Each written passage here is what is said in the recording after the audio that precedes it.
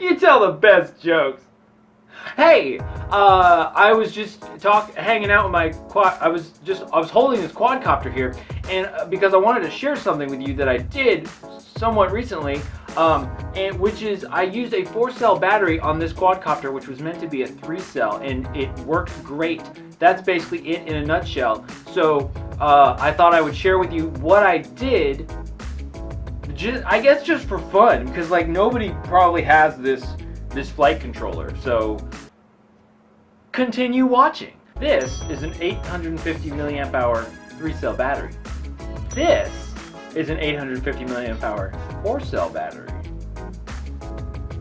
Okay, so this quadcopter I built with this flight controller stack, or all-in-one flight controller stack, which has 12 amp ESCs. Now 12 amps, that's baby stuff, okay? But I have used 12 amp ESCs on these motors. These are Emax 1806 2280 kV motors that I've used on, like for the Bat and other airplanes, and I've used a 12 amp ESC, and I have used them with 4-cell before. So I thought, well, this should be a good combo, you know, for this motor and the ESCs and stuff. But here's the problem: I'm not getting the performance that I want out of this on 3-cell. So I'm like, I really gotta bump it up to 4-cell. You know, 4-cell, that's the gold standard. I mean, that's where it's at.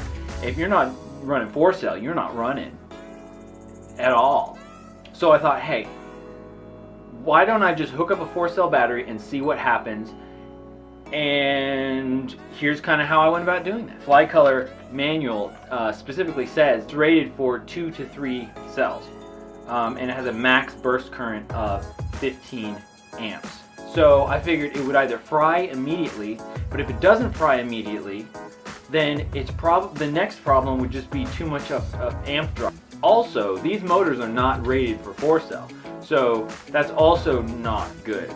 Well, I don't have the fancy technical equipment to actually measure the amp drop. Now I happen to have a laser thermometer. Ooh, lasers.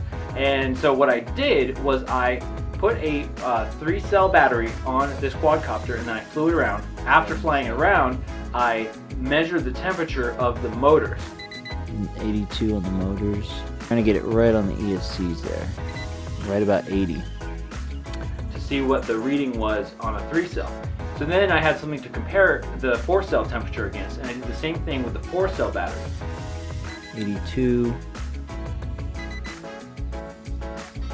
83, about 82, 83.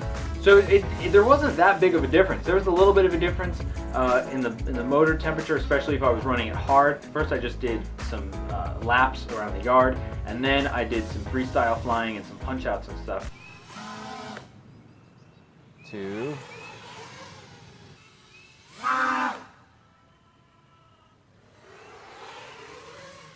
Overall, the temperature of the motor and even the ESCs, it was not very much higher, like at all, than on the 3-cell. I determined that I think it's okay to fly this on a 4-cell. Now, I'm thinking the next problem is probably going to be the motors themselves, because they're spinning faster than they're really made to be spinning. So anyway, I just wanted to share that with you. Hopefully that'll give you some inspiration or insight or something into some projects that you may be working on.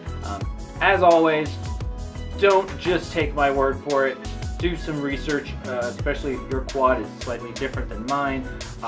Don't hold me responsible for frying your electronics. Thanks for watching. Consider subscribing to this channel if you like what you see. If you liked this video, give it a thumbs up. If you did not like it, give it a thumbs up. If you really didn't like it, give it a thumbs down. Comment below and let me know what you think about this, if this is a good idea or if it's like something is going to go terribly wrong.